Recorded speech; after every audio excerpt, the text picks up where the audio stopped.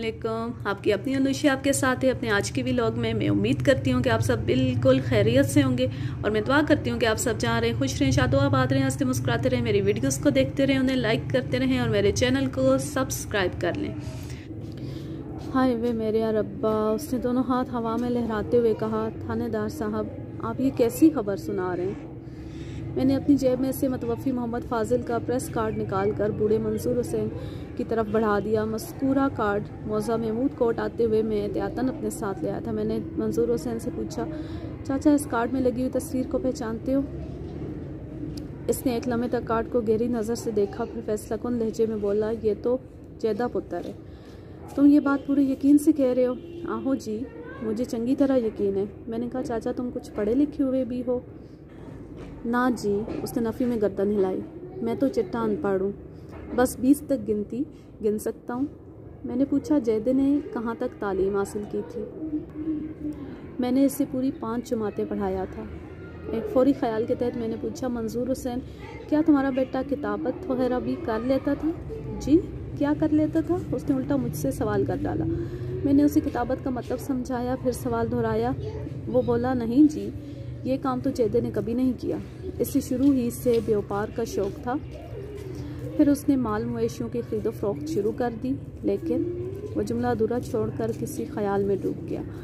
ऐसा ही सवाल किया, लेकिन क्या चाचा? मंसूर हुसैन मुझसे मुखातिब होते हुए बोला, जैदा स्कूल में तख्ती बहुत खुश खत लिखा करता था, अक्सर मास्टर उसे इनाम भी दिया करता था। मंसूर हुसैन के इंकिशाफ ने सूरत हाल को मज़ीद वाज़े कर दिया था। मेरा जहन इस वक्त बर्क रफ्तारी से काम कर रहा था। मैंने पूछा, चाचा इस कार्ड में लगी हुई तस्वीर के बारे में तुम्हारा दावा है कि ये तुम्हारे बेटे जैदी की तस्वीर है, लेकिन कार्ड में तो इस शख्स का नाम मोहम्मद फाजिल लिखा हुआ है, ये क्या माजरा है? ये बात तो मेरी समझ में भी नहीं आई जनाब, वो उलझन ज़दा लहजे में बोला। फिर पूछा, ये कार्ड आपको कहाँ से मिला? मतवफ़ी मोहम्मद फाजिल की जामे तलाशी से, मैंने बताया, जिसकी लाश पोस्टमार्टम के लिए मियाँ चन्नू के अस्पताल भिजवा दी गई है। बूढ़े मंसूर हुसैन के चेहरे पर जर्दी खन गई। वो लर्ज़ीदा लहजे में बोला, मुझे फौरी तौर पर अस्पताल ले चलें, मैं ख़ुद अपनी आँखों से उसे देखूँगा। खुदा करे वो कोई और हो। मेरा पुत्र तो लिबिया गया हुआ है। लेकिन वो जुमला अधूरा छोड़कर अचानक खामोश हो गया। फिर वहशत भरी नज़र से हम दोनों को देखने लगा। मैंने तेज़ लहजे में पूछा, चाचा तुम किस निशान का जिक्र कर रहे हो? उसने डुबडुबाई हुई आंखों से प्रेस कार्ड पर जज्बा तस्वीर को देखा, फिर मतवफ़ी फाजिल की पेशानी पर उंगली रखते हुए गुलोगीर लहजे में गोया हुआ, ये निशान देख रहे हैं आप? ये बचपन में लगने वाली एक चोट का निशान है। गुल्ली डंडा खेलते हुए बच्चों में लड़ाई हो गई थी।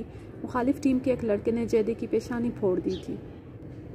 लेकिन ये तो कोई मोहम्मद फाजिल है। जज्बात की शिद्दत से मंसूर हुसैन की आवाज़ को हिचकियों में बदल दिया। इस वक्त उसकी बीवी रहमत बीबी वापस लौट आई। जब रहमत बीबी को सूरत हाल के बारे में ख़बर हुई तो वो बाकायदा बयान करने लगी। तस्वीर को देखकर उसने भी तस्दीक कर दी थी कि वो उसके बेटे जावेद ही की तस्वीर थी। इस वक्त मैं और एसआई सिद्दीक जंजुआ एक ही बात सोच रहे थे, और वो बात ये थी कि जावेद उर्फ जैदा ने लिबिया के बजाय कराची जाकर अपना नाम और काम तब्दील कर लिया होगा। 3 साल तक उसने अपने बीवी बच्चों और माँ बाप से रब्ता क्यों नहीं किया था, ये समझ में आने वाली बात नहीं थी। जाए वकुआ से जो सूटकेस हमें मिला था, इसमें मौजूद अशिया से यही अंदाज़ा होता था कि वो सामान मतवफ़ी अपने बच्चों के लिए लाया होगा। मैंने मंसूर हुसैन से कहा, तुमने बताया कि तुम्हारी बहू गुज़श्ता 1 साल से बच्चों को लेकर मेके जा बैठी है, क्या उसका मेका महमूद कोर्ट में ही है? नहीं जी, हम उसे सराय सद्दू से ब्याह कर लाए थे, मंसूर हुसैन ने जवाब। मैंने कहा, सराय सद्दू तो बहुत बड़ा इलाका है। वो बोला, सराय सद्दू में वो मौज़ा जोधपुर में रहते हैं। मैंने जावेद उर्फ जैदा की ससुराल का मुकम्मल पता अपनी डायरी में नोट किया। फिर मंसूर हुसैन से कहा, पोस्टमार्टम के मामलात निमट जाएं तो फिर तुम लाश की शनाख्त के लिए आ जाना।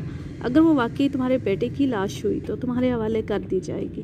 बेहतर होगा कि तुम अपनी बहू को भी साथ ले आओ, इस तरह मतवफ़ी की शनाख्त में आसानी रहेगी। वैसे मैं बहुत जल्द कराची भी जाने वाला हूँ, इस तरफ का हाल अहवाल जानना भी बहुत ज़रूरी है। इसके बाद हम मज़ीद थोड़ी देर वहाँ बैठे, फिर मंसूर हुसैन के घर से बाहर निकल आए। मेरे साथ चलते हुए सिद्दीक जंजोहा ने कहा, मलिक साहब मुझे तो पूरा यकीन है कि मतवफ़ी मोहम्मद फाजिल दरअसल जैदा ही था। किसी खुशखत शख्स के लिए किताबत का पेशा अख्तियार करना ज़्यादा मुश्किल नहीं होता। तुम्हारी बात में वज़न है जंजुआ जी, मैंने पुरख्याल लहजे में कहा, लेकिन एक बात मेरे जहन को उलझा रही है। कौन सी बात मलिक साहब? मैंने कहा, अगर मतवफ़ी वाकई जैदई था तो 3 साल तक उसने अपने वालिदैन और बीवी बच्चों से रब्ता क्यों नहीं किया? 10 साला अज़दवाजी रफ़ाकत और 8 साला बच्चों की मोहब्बत को कोई संगदिल इंसान ही भूल सकता है।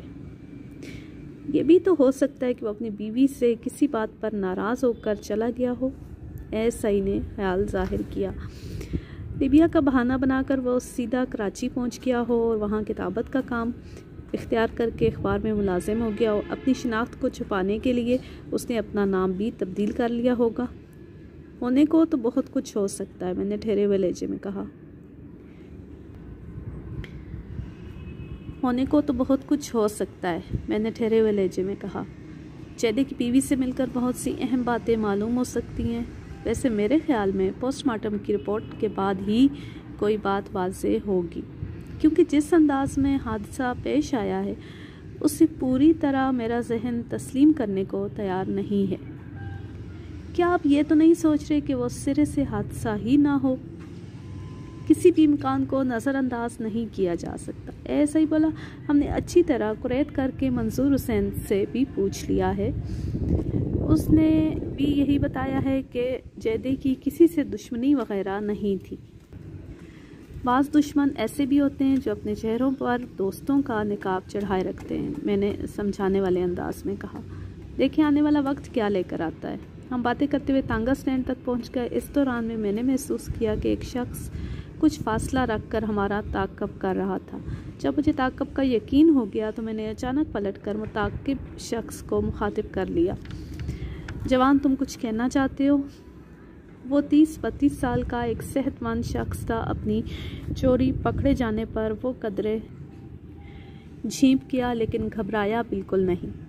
वो तेज़ कदमों से चलते हुए हमारे नज़दीक आ गया। फिर बारी बारी हम दोनों को सलाम करने के बाद मुझसे मुखातिब होते हुए बोला, थानेदार साहब, मैं आपसे एक ज़रूरी बात करना चाहता हूँ। मैंने कहा, पहले ये बताओ तुम हो कौन, तुम्हारा नाम क्या है? मेरा नाम फ़िदा हुसैन है और मैं जैदे का एक पुराना दोस्त हूँ, उसने बड़े रसान से जवाब दिया। ओह, मैंने एक तवील सांस खारिज की। फिर पूछा, अब बताओ तुम्हें मुझसे क्या काम है? तुम कौन सी ज़रूरी बात करना चाहते हो? वो बोला, मुझे पता है कि आप जैदे के घर गए थे। हाँ, गए थे। फिर? मैंने सवालिया नज़र से उसे देखा। सुना है जैदे को कोई हादसा पेश आ गया है। मैंने कहा, जिस शख्स को हादसा पेश आया है अगर वो वाकई तुम्हारा दोस्त जैदा ही है तो मुझे बड़े अफसोस के साथ कहना पड़ रहा है कि तुम्हारा दोस्त अब इस दुनिया में नहीं रहा। मैंने उसे तमाम हालात बताए। प्रेस कार्ड के जिक्र पर उसने मतवफ़ी की तस्वीर देखने की ख्वाहिश जाहिर की। मैंने मज़कूरा कार्ड उसके सामने कर दिया। उसने एक लम्हे में तस्दीक कर दी कि वो तस्वीर जैदे ही की थी। मैंने फ़िदा हुसैन से पूछा, हमारी अब तक की मालूमात के मुताबिक ये शख्स कराची के एक अखबार में बतौर कातिब काम कर रहा था और 8 जनवरी को कराची से मियाँ चन्नू आया था। तुम्हारे बयान के मुताबिक अगर ये वाकई तुम्हारा दोस्त जैदा है तो फिर तुम्हें यह भी मालूम होगा कि उसने अपना नाम क्यों तब्दील कर लिया था। क्या तुम जानते थे कि वो कराची में मुलाजमत कर रहा है? ये बात मुझे मालूम नहीं थी, उसने नफ़ी में सर हिलाया। दूसरे लोगों की तरह मैं भी यही जानता था कि वो रोज़गार के सिलसिले में लिबिया चला गया था, फिर उसकी कोई खबर नहीं मिली। लेकिन मुझे महसूस हो रहा है कि वो सिरे से लिबिया गया ही नहीं था। वो भला लिबिया कैसे जा सकता था? उसने खुद कलामी के अंदाज में कहा, फिर खामोश हो गया। फ़िदा हुसैन के मशकूक अंदाज ने मुझे चौंका दिया। मैंने तेज़ लहजे में पूछा, ये क्या बात कर दी तुमने?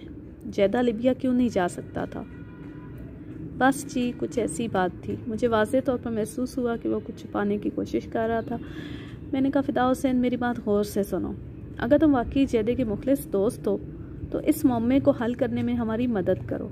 मैं कराची जाकर सारी सूरत हाल तो मालूम कर ही लूँगा। जो कुछ तुम जैदे के बारे में जानते हो वो हमें बताओ। आप फ़िक्र ना करें थानेदार साहब, वो मेरी तरफ देखते हुए बोला। मैं आपसे कोई झूठ नहीं बोलूँगा, बल्कि मैं तो आपसे सच बोलने के लिए ही यहाँ तक पहुँचा हूँ। तो फिर शुरू हो जाओ, सच क्या है। फिदा हुसैन ने एक तवील सांस खारिज करते हुए जो तफसील बताई उसका खुलासा कुछ इस तरह है। जावेद उर्फ जेदा को मौजा हुसैनाबाद की किसी लड़की से मोहब्बत हो गई थी। मवेशियों की खरीदो फरोख्त के सिलसिले में जेदा अक्सर बेशतर हुसैनाबाद मियाँ चन्नू जाता रहता था। मज़कूरा लड़की के भाई से जेदे की अलग थी और घर में भी आना जाना हो गया था। लड़की का भाई दोनों की मोहब्बत के मामलात से नावाकिफ़ था। वो लड़की भी जेदे को चाहने लगी थी। जेदा गच्चा फिदा हुसैन का दोस्त था, लेकिन वो अंदर से इतना गहरा था कि उसने फिदा हुसैन को लड़की की हवा भी ना लगने दी। फिदा हुसैन सिर्फ इतना जानता था कि वो किसी लड़की से मोहब्बत करता था और वो लड़की हुसैनाबाद की रहने वाली थी। लड़की का नाम क्या था, उसके भाई का नाम क्या था और उनका घर हुसैनाबाद में किस जगह वाक़ था, ये तमाम बातें फिदा हुसैन को मालूम नहीं थी। 1000 बार पूछने के बावजूद भी जेदे ने कुछ नहीं बताया था। अपनी बात के आखिर में फिदा हुसैन ने कहा, फिर एक रोज़ जेदा गायब हो गया। मुझे उसकी गुमशुदगी का बड़ा दुख हुआ, लेकिन मैं कर भी क्या सकता था। मैंने जेदे को तलाश करने की तुमने जेदे को तलाश करने की कोशिश नहीं की? मैंने पूछा। मैं उसे कहाँ तलाश करता जनाब, वो अफसोसनाक अंदाज में गर्दन हिलाते हुए बोला। जेदे के घर वालों के मुताबिक वो लिबिया चला गया था, लेकिन जेदे ने इस बारे में मुझे कुछ नहीं बताया था। जहाँ तक मुमकिन था मैंने उसका खोज लगाने की कोशिश की, लेकिन थोड़ी अरसे में मुझे यकीन हो गया कि वो मेरी पहुँच से बहुत दूर जा चुका था। फिर मैं सब्र करके बैठ गया और अब 3 साल के बाद पता चल रहा है कि वो कराची से मियाँ चन्नू पहुँचा और फिर हादसे का शिकार हो गया। खुदा उसकी मग़फ़िरत करे, बेचारा बहुत अच्छा इंसान था। मैंने पूछा, फिदा हुसैन तुम इस बात से वाकिफ़ थे कि तुम्हारा दोस्त हुसैनाबाद में रहने वाली किसी लड़की से मोहब्बत करता था? उसके गायब होने के बाद तुम्हें हुसैनाबाद जाकर मालूम करना चाहिए था। आप ये अजीब बात करते हैं जनाब, वो आंखें फैलाकर बोला। क्या मैं हुसैनाबाद के एक एक दरवाजे पर दस्तक देकर पूछता कि क्या उनकी कोई लड़की घर से भाग तो नहीं गई? लोग तो मेरे इस फेल पर जूते मार मार कर मेरा सर गंजा कर देते। वैसे एक बात और भी थी। वो जुमला अधूरा छोड़कर खामोश हो गया। मैंने पूछा, और कौन सी बात है?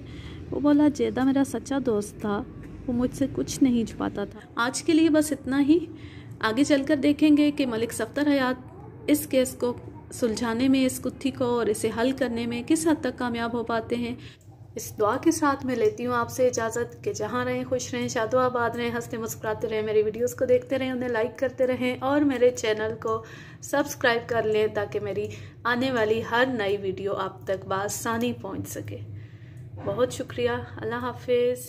अल्लाह ने खेबान।